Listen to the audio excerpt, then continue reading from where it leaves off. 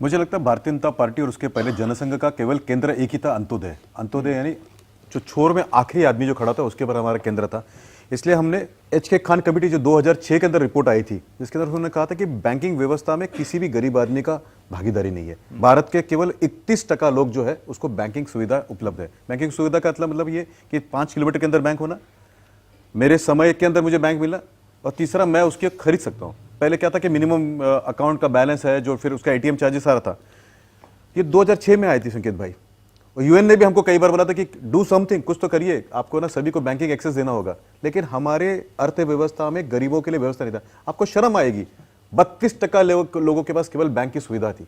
2014 में जनधन आया और अब 97% लोगों के पास बैंक है। फायदा क्या हुआ उसका मैं बताता हूँ। कई लोग कहते हैं कि बैंक खाता खुलने से क्या हुआ, उसको आधार से जोड़ा तो पारदर्शिता आई। पारदर्शिता आने से 52,000 करोड़ रुपया जो है ट्रेजरी का बचा है। एक प्रधानमंत्री थे जो कहते हैं कि 1 रुपया भेजता हूं 15 पैसा मिलता है, और आज मेरा प्रधानमंत्री कहता है कि 1 रुपया भेजता हूं 1 रुपया मिलता है। तो मैं दो मुद्दे की बात बताता हूं। इजराइल एक बहुत छोटा सा देश है, 92-93 किलोमीटर का उसका लॉन्गेस्ट रूट होगा, और एक अमेरिका बहुत बड़ा देश था।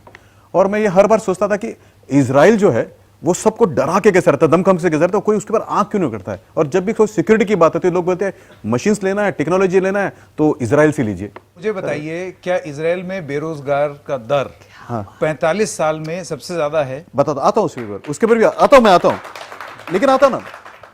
और दूसरा ऐसा था कि मैंने सोचा कि जब भी अमेरिका में हमला होता है तो उसका बदला लिया जाता है एट एनी कॉस्ट। हमारे यहाँ पे मुंबई होता है और हम कुछ नहीं करते हैं। अगर मुंबई हमले के बाद में हमने अगर बालाकोट किया होता, हमने अगर समझो सर्जिकल स्ट्राइक किया होता, तो शायद मेरे ख्याल से पाकिस्तान की हिम्मत होती कि हमारे जी, इससे